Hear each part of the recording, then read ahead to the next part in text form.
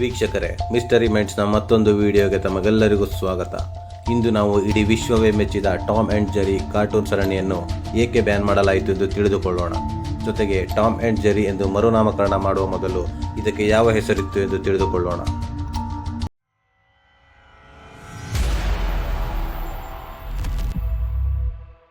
ಹೌದು, ಸಾಮಾನ್ಯವಾಗಿ ಕಾರ್ಟೂನ್ ಎಂದಾಕ್ಷಣ ಚಿಕ್ಕ ಮಕ್ಕಳು ಮಾತ್ರ ಇಷ್ಟಪಡುತ್ತಾರೆ.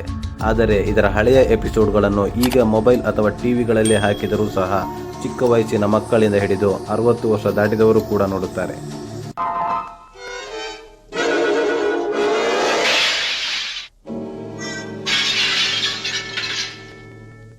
ಇದು ಕೇವಲ ಒಂದು ದೇಶ ಅಥವಾ ಒಂದು ವರ್ಗದ ಜನರಿಗೆ ಮಾತ್ರ ಸೀಮಿತವಾಗದೆ ಇಡೀ ವಿಶ್ವದಾದ್ಯಂತ ಪ್ರೇಕ್ಷಕರನ್ನು ಪಡೆದುಕೊಂಡಿರುವಂತಹ ಒಂದು ಕಾರ್ಟೂನ್ ಸರಣಿ ಎನ್ನಬಹುದು.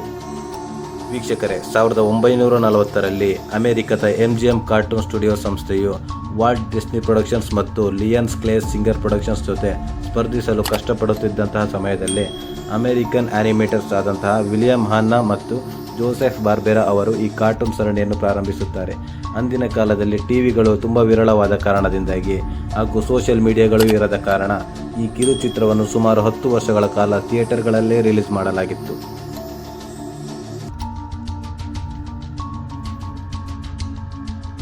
ಪ್ರಾರಂಭದ ದಿನಗಳಲ್ಲಿ ಇದು ಪುಸ್ ಗಟ್ಸ್ ದಿ ಬೂಟ್ ಎಂಬ ಹೆಸರಿನಿಂದ ಪ್ರಾರಂಭವಾಗಿತ್ತು. ಇದರಲ್ಲಿ ಬೆಕ್ಕಿನ ಹೆಸರು ಜಸ್ಪರ್ ಹಾಗೂ ಅದರಲ್ಲಿ ಬರುವಂತಹ ಇಲಿಯ ಹೆಸರು ಜಿಂಕ್ಸ್ ಎಂದು ಇಡಲಾಗಿತ್ತು. ಕೆಲವು ವರ್ಷಗಳ ನಂತರ ಇದರ ಹೆಸರನ್ನು ಬದಲಿಸಲು ಯೋಚಿಸಿ ಇದರ ಮರುನಾಮಕರಣಕ್ಕೆ ಸ್ಪರ್ಧೆಯನ್ನು ಏರ್ಪಡಿಸಲಾಗುತ್ತದೆ. ಅದರಲ್ಲಿ ಆನಿಮೇಟರ್ ಜಾನ್ ಕಾರ್ ಅವರು ಗೆಲ್ಲುತ್ತಾರೆ. ನಂತರ ಅವರು ಸೂಚಿಸಿದಂತೆ ಇದಕ್ಕೆ ಟಾಮ್ ಆ್ಯಂಡ್ ಜೆರಿ ಎಂದು ಮರುನಾಮಕರಣ ಮಾಡಲಾಯಿತು. ಈ ಕಾರ್ಟೂನ್ ಸರಣಿಯ ಇನ್ನೊಂದು ವಿಶೇಷವೇನೆಂದರೆ ಈ ಟಾಮ್ ಆ್ಯಂಡ್ ಜೆರಿ ಸರಣಿಗಳಲ್ಲಿ ಯಾವುದೇ ತರಹದ ಸಂಭಾಷಣೆ ಕೇಳಲು ಸಿಗುವುದಿಲ್ಲ. ಆದರೆ 12 ಟೋನ್ ತಂತ್ರವನ್ನು ಹೊಂದಿರುವಂತಹ ಸಂಗೀತ ಸಂಯೋಜನೆಯನ್ನು ಇದಕ್ಕೆ ನೀಡಲಾಗಿತ್ತು. ಒಂದು ಮನೆಯ ಬೆಕ್ಕು ಹಾಗೂ ಇಲಿಯ ನಡುವೆ ನಡೆಯುವ ಹಾಸ್ಯಾಸ್ಪದ ಹೋರಾಟದ ಕಥೆಯನ್ನು ಇದು ಹೊಂದಿತ್ತು. ಅಂದಿಗೆ ಯಾವುದೇ ಸಂಭಾಷಣೆ ಇಲ್ಲದೆ 7 ಅಕಾಡೆಮಿ ಅವಾರ್ಡ್ಗಳನ್ನು ಗೆದ್ದು ತೋರಿಸಿತ್ತು. ತನ್ನ ನಟನೆಯಿಂದಲೇ ಎಲ್ಲ ಭಾಷೆಗಳನ್ನು ದಾಟಿ ತನ್ನ ಸಾಧನೆಯನ್ನು ಮುಂದುವರೆಸಿತ್ತು.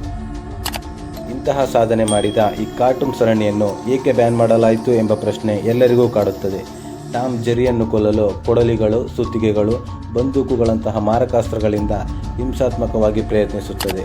ಹಾಗೆ ಜೆರಿ ಕೂಡ ತಪ್ಪಿಸಿಕೊಂಡು ಅವುಗಳಲ್ಲಿ ಟಾಮ್ ಅನ್ನು ಅರ್ಧಕ್ಕೆ ಕತ್ತರಿಸುವುದು, ಅವನ ಶಿರಚ್ಛೇದ ಮಾಡುವುದು, ತಲೆ ಅಥವಾ ಬೆರಳುಗಳನ್ನು ಕಿಟಕಿ ಅಥವಾ ಬಾಗಿಲಿನಲ್ಲಿ ಮುಚ್ಚುವುದು, ವಿದ್ಯುತ್ ಆಘಾತ ನೀಡುವುದು, ಸುತ್ತಿಗೆಯಿಂದ ಹೊಡೆಯುವಂತಹ ಹಲವಾರು ಸನ್ನಿವೇಶಗಳನ್ನು ಹೊಂದಿದ್ದ ಕಾರಣ ಇದು ಪ್ರೇಕ್ಷಕರ ಮೇಲೆ ಪರಿಣಾಮ ಬೀರಬಹುದು ಎಂದು ಪರಿಗಣಿಸಿ ಇದು ಹಿಂಸಾತ್ಮಕತೆಯನ್ನು ಪ್ರಚೋದಿಸುತ್ತದೆ ಎಂದು ಅದನ್ನು ಸುಮಾರು 121 ದೇಶಗಳಲ್ಲಿ ಬ್ಯಾನ್ ಮಾಡಲಾಯಿತು.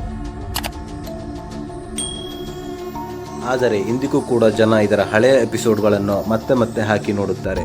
ವೀಕ್ಷಕರೇ, ಮತ್ತಷ್ಟು ಕುತೂಹಲಕಾರಿ ವಿಷಯಗಳೊಂದಿಗೆ ಮುಂದಿನ ವಿಡಿಯೋದಲ್ಲಿ ಸಿಗೋಣ. ಧನ್ಯವಾದಗಳು.